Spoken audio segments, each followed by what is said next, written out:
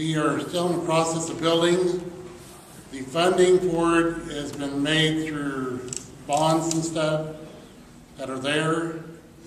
The feasibility study that I have shows it's to be manned with 7.2 people,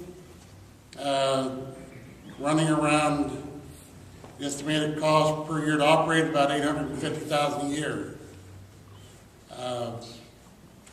The only thing I can really tell you about that is the money is coming out of bonds that's been issued and sold to banks and stuff, and that they are building it. And how much we're going to have when it comes time, I do not know. But I'm going to staff it the best I can and operate it the best I can with what I have, and we'll see if we can put more on as we go along.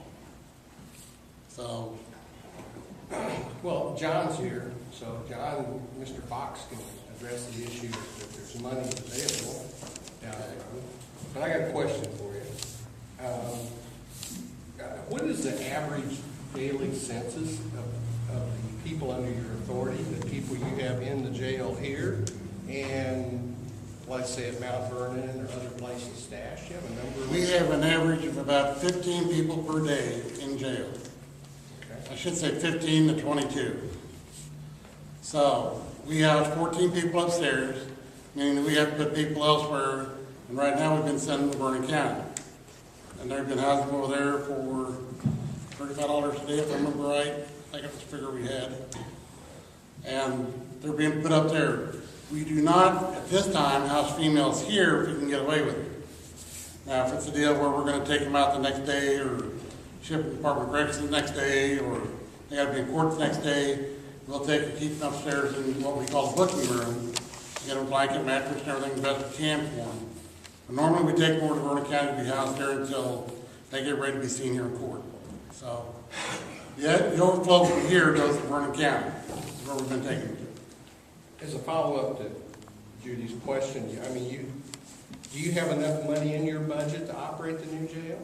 Right now, my budget is somewhere around $938,000. That includes road patrol too, doesn't it? That's road patrol, dispatchers, jailers, vehicle maintenance, housing, transportation fees, food costs.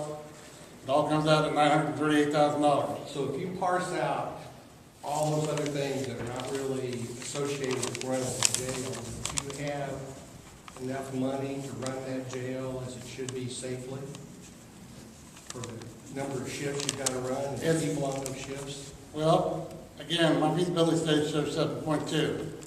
That's per Goldberg, Sullivan, and McRae, I think it is. That's their feasibility study. My understanding is once the jail is built, the funds are left available, that there should be funds to staff it somewhat. I don't know how much we're talking or how many. Hopefully there'll be enough to provide for what we need. Is there going to be additional expenses to opening the new jail? Going to be additional expenses? Well, from what you've got right now, he asked you about an average. I have $938,000. That study says I need $850,000 to run it. Mm-hmm. Now, my understanding is we're not going to try to apply and we're not going to go after a tax issue to run that jail. My understanding is the money we're getting in here, hopefully we'll be able to provide it with added boarding of prisoners from other counties. That's our hopes and plans. All we can do is try and see. So you're just going to open it on as a bed as you have the funds to do it?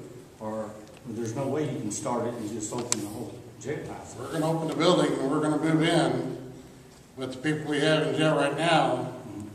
And there's another county that's wanting to come up here and bring their prisoners up here and house them here, which will help on some of the costs. It's going to cost to repay the loan amount. Now, how many they bring, I don't know. But I've talked to 2 other counties, and they talk like they'll bring their prisoners here too, their overflow or whatever. So, between what we're going to have, it's going to depend on the judge also. Is there any possibilities of sharing responsibilities with these other counties and bringing their law enforcement officers to run shifts to help? Nope. Because they cannot operate here under my flag because they're not my employees. Right. They're not my county's responsibility to pay their insurance if they get hurt, and I cannot certify them or authorize them to do anything. The only way I can do it is either hire part-time people or bring in my road officers to work the jail. But when you bring in your road officers, that takes people off the road. That takes, there's less protection, if you will, out there. Correct.